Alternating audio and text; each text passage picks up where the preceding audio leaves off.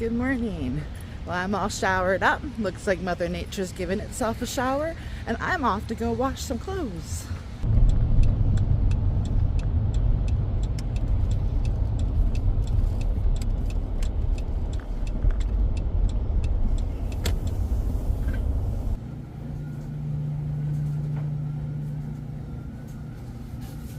And sticking with the theme, I might as well go fill up my water jug.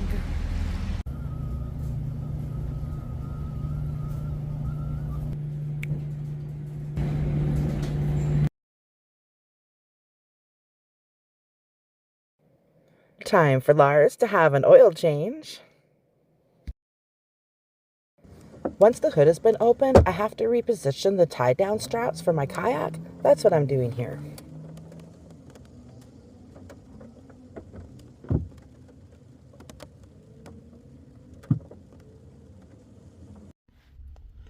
So for me to get the change oil off of my dash, we're going to turn this into the second position.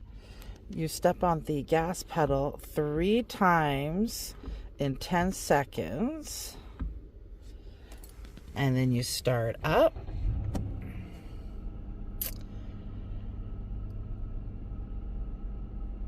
And I think it is all cleared now. There's no more dinging and no more check oil. My friend also did my brakes for me the other day. So I am all good to go now on my next adventure, taking you to where my home base will be for a little while anyways. So, of course, things don't necessarily go as they are planned. I was supposed to be heading down to Port Renfrew today. I wanted to soak in some ocean therapy.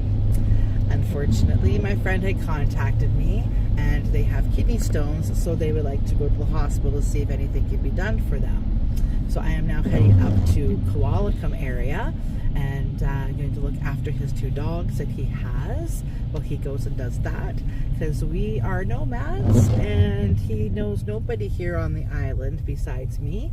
So yeah, what do friends do, right? We go and help each other. So that's what I'm off to do.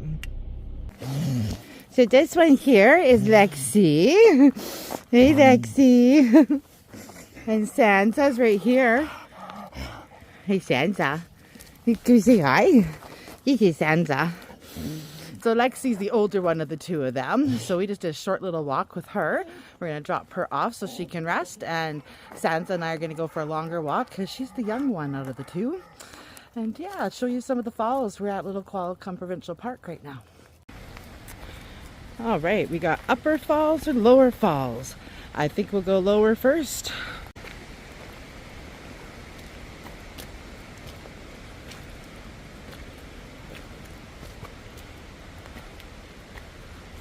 It's hard for me to get a good picture of this because it's on the other side of the fence, but that is a fairy slipper and it is a part of the orchid family. This one here is a wild pansy. And this one is a fawn lily.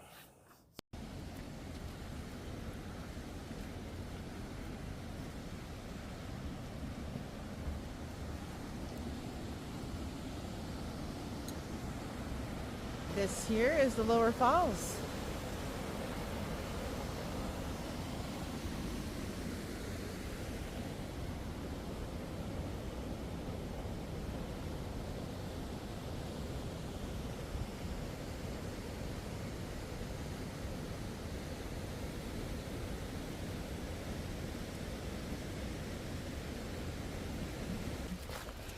I do have to say, this is probably one of my favorite parks to walk through.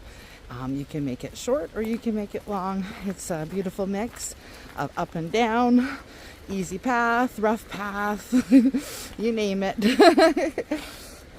I like how they've done the rock work here. It just adds to the beauty and the natural surroundings. They've done a great job, and this was obviously done when the park opened many years ago, so amazing that it's withstood its time.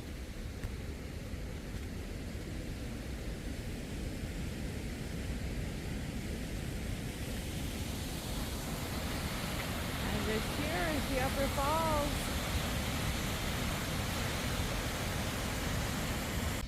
My friend and I came up here a few nights ago doing some night photography.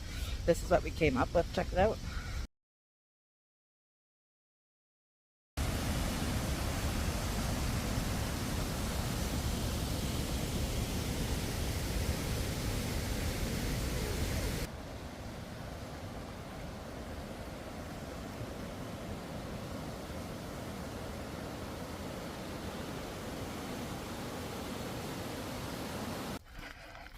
There's still about another 2 kilometer walk I can do around to another bridge.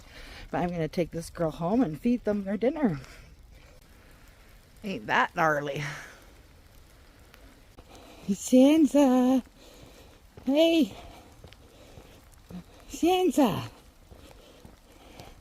You gonna pay attention to me? Sansa! Hey, you! Someone's focused on their walk. Pets or no pets? I think that comes down to personal preference. I know people who have been nomadics who have decided in their venture to go ahead and get a pet to join them. I have known people who have went ahead and started their nomadic ventures and getting a pet right at the same time as they were starting. And I've also known nomads who probably don't want to be called that because that's not what they originally intended to be, but we're just people who unfortunately cannot afford the rent prices that are out there and have had to resort to living in their vehicles, and they've had pets. And what do you do with your pet? Like, you can't just give them up. I can understand that pain of doing so, and then of course not even knowing who's taking your pet in, right? I can imagine. It's just, they're your children. I get it. I do get it. I've personally chosen not to get a pet, and I have several reasons why. One of them is financing. I just make it through every single month, and I don't really have enough money to be able to accommodate a pet in my life. For instance, like the food and, vets and checkups and that type of stuff. I do know that if I did have a pet, I would most definitely be looking into that pet insurance. It would be very helpful. I think anybody who has pets should actually have pet insurance just in case something happens. A friend of mine just had an incident with her dog and it broke its leg, and I'll tell you, she was extremely grateful she had that pet insurance because it could have cost a lot of money. I'm not sure what the outcome was at this time, but yeah, so that's what I would do. And I think it's probably like maybe around $30 a month. I'm not sure. I've never actually researched that yet. My other reason would be my living situation. Of course, we all know I live in my van. And many people do this in a van. I get that. But I have so much stuff in there because I do have a business. Everything that I own, pretty much, besides a couple things at a friend's garage, is in my van. So it takes up a lot of space. The only place I'd be able to put an animal is actually in my driver's seat. And that's not much room for them to be able to sprawl out, especially with that steering wheel in the way. And I just don't feel there's enough room in the bed for 2 of us. As well as I don't have temperature control in my van. I've never put a heater system in it or any air conditioning. It's a very basic do-it-yourself, no-build in there, and has been for 4 years. And at this time, I have no intentions on changing it either.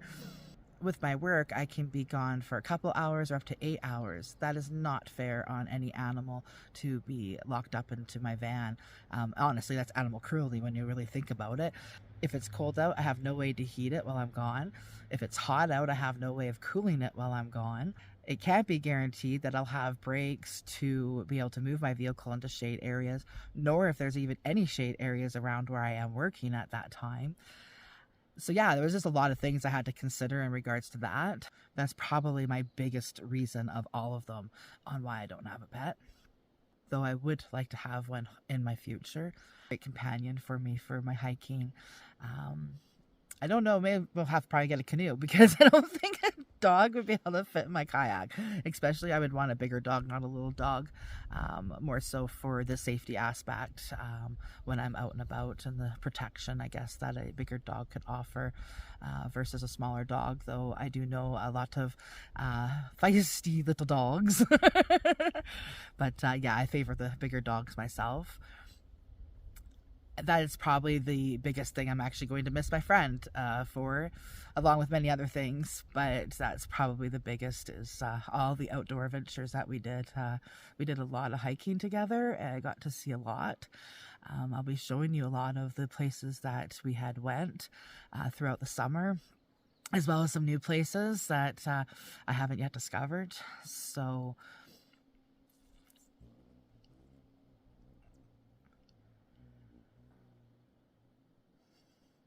just had a hummingbird stop by. I think that was very sweet. Yeah. Just messages. So yeah, as I was saying, I'm going to miss that companionship with him for sure. There we are. I think that's pretty much the whole reasons on why I don't have a pet. And I give kudos to all those pet parents out there who make it work. And I admire you for that. It's got to be a challenge. There's no doubt about it. And I'm sure you have your moments. Thank you for watching. Until next time, take care. Enjoy. Bye-bye.